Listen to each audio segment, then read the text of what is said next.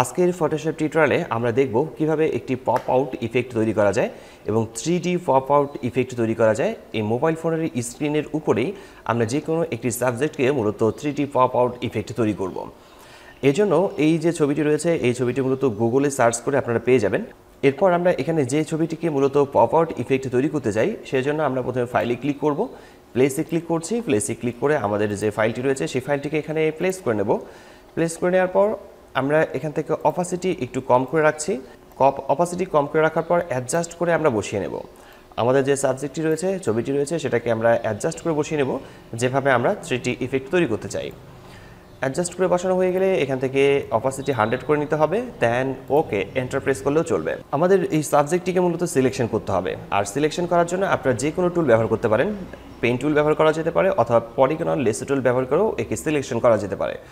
আমি এখানে quick selection tool ব্যবহার করছি। কুইক সিলেকশন টুল ব্যবহার করে একে আমি সিলেক্ট করে নেব।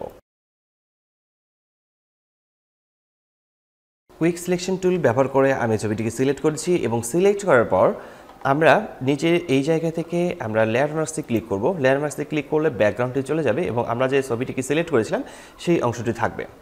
এরপর আমাদের এখানে লেয়ার থেকে আমরা একে একটি কপি করে নেব। কন্ট্রোল জে প্রেস করলে এটি কপি হয়ে যাবে।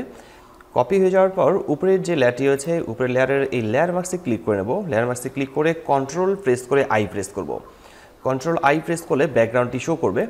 এরপর আমরা এখানকার প্রথমে দুইটি লেয়ারের আইটাকে অফ করে রাখছি।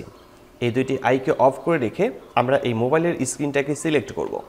আর এই মোবাইলের স্ক্রিনটাকে সিলেক্ট করার জন্য আমরা এখান থেকে সিলেক্ট করছি পলিগন লেসো টুল। এরপর এই কর্নারগুলোকে সিলেকশন করতে হবে। আমি এখানে কর্নারে ক্লিক করছি, দেন এই কর্নারে ক্লিক করছি। ঠিক এভাবে কর্নারগুলোকে আমরা সিলেকশন করে নেব। এই 4টি কর্নার সিলেকশন করে নেওয়ার পর প্রথমের লেয়ারের আইটিকে অন করে নেব। আইটিকে অন করে নেওয়ার পর মাঝখানের এই এরিয়াটাকে আমরা মূলত ব্রাশ টুলের মাধ্যমে এখানে ব্রাশ করে নেব। তো প্রথমে ব্রাশ টুল সিলেক্ট করছি এবং ফরগ্রাউন্ড কালার এখানে রাখবো হোয়াইট এবং ব্যাকগ্রাউন্ড কালার এখানে রাখবো ব্ল্যাক। এরপর আমরা এই জায়গাটিকে ব্রাশ করলে আমাদের যে সাবজেক্টটি আমরা সিলেক্ট করেছিলাম সেই সাবজেক্টটি এখানে দেখা যাবে। এরপর আমরা ব্যাকগ্রাউন্ডটাকে রিমুভ করতে চাই। ব্যাকগ্রাউন্ডটাকে আমাদের রিমুভ করতে হবে, আর ব্যাকগ্রাউন্ডকে রিমুভ করার জন্য আমরা পুরো ছবিটিকে সিলেক্ট করে নেব। এর জন্য সিলেক্টে ক্লিক করব। এরপর এখান থেকে ইনভার্সে ক্লিক করলে পুরো ছবিটি মূলত সিলেক্ট হয়ে যাবে।